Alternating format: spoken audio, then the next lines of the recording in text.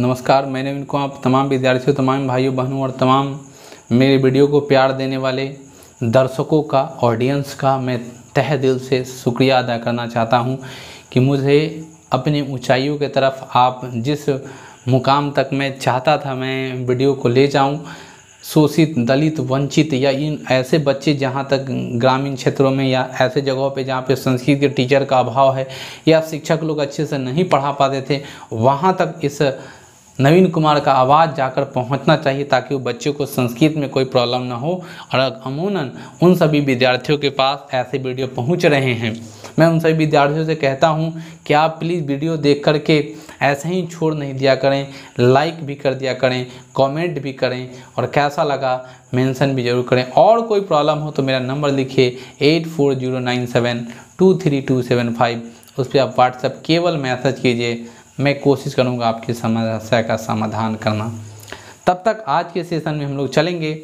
आप सभी को मैं पढ़ा रहा था भारतीय संस्कृति और भारतीय संस्कार में मैं आप सभी को उसका भावार्थ करा दिया हूँ, चैप्टर वाइज उसका क्वेश्चन आंसर करा दिया हूँ।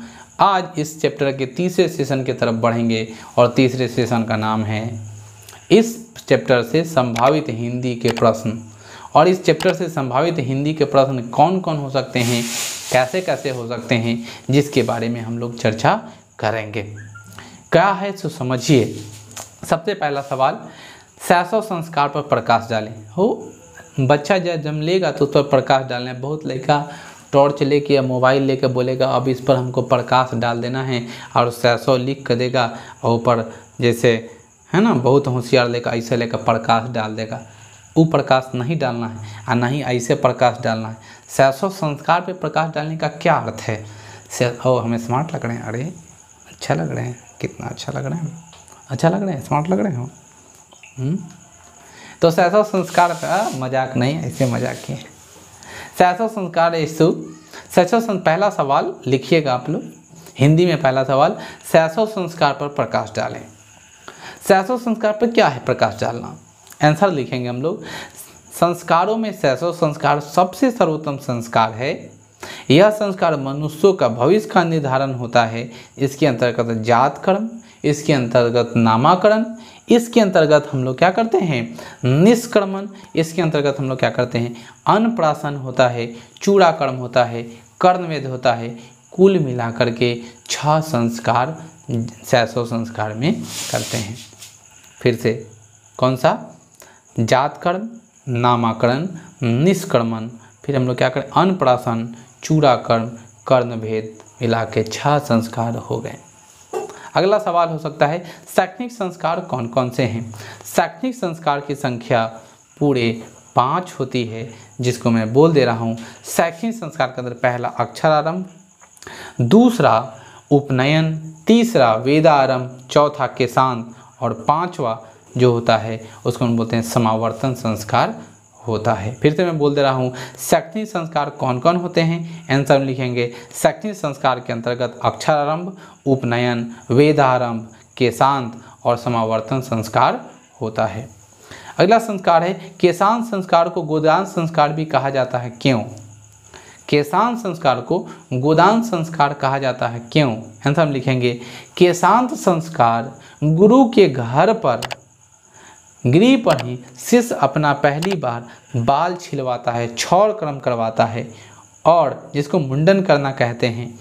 इसका गोदान मुख कर्म होता है। मुंडन करने के बाद वो गोदान करना पड़ेगा, गाय दान करना पड़ेगा। अतः साहित्य ग्रंथों में गोदान संस्कार को केशांत संस्कार भी कहा गया है। तो आपसे सवाल पूछेगा केशांत संस्कार और गोदान संस्कार क्यों कहते हैं? तो चूंकि केशांत संस्कार जो है वो गुरु के घर पर शिष्य जाकर अपना क्षौर कर्म, बाल छिलवाता है, मुंडन करवाता है, उसके बाद गाय दान देने की परंपरा है। साहित्य में सब्जेक्ट में इसे गोदान संस्कार भी कहा जाता है, इसीलिए केशांत संस्कार को गोदान संस्कार कहते हैं।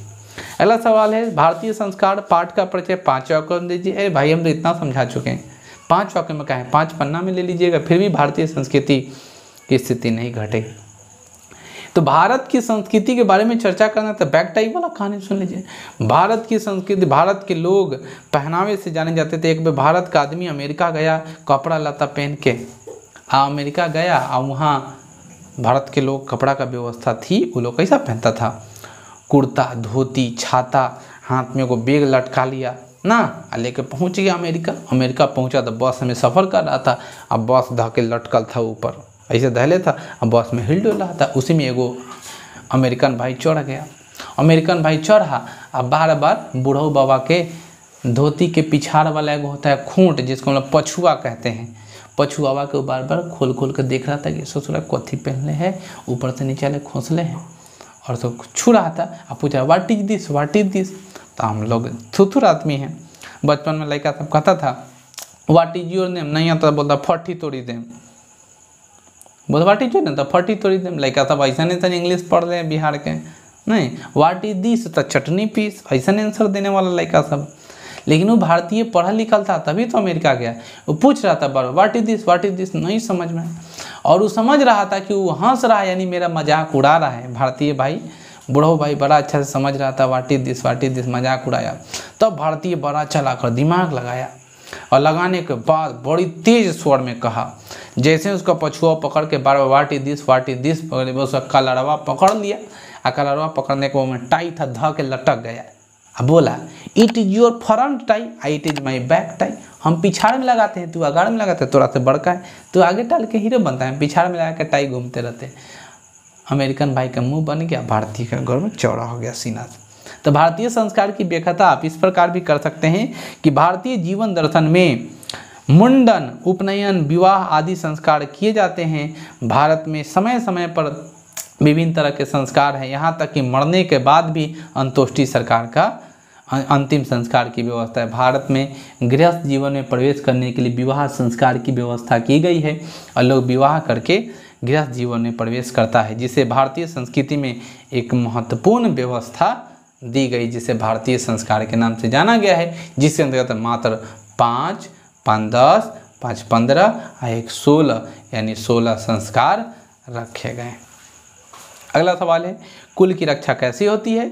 कुल की रक्षा खानदान की रक्षा आचरण से होती है, जो आप सभी को जानने हैं। अगला सवाल है संस्कार कितने हैं और विवाह संस्कार का वर्णन करें। ब्याह का हिंदी में लिखना है, पूछने वाली बात है।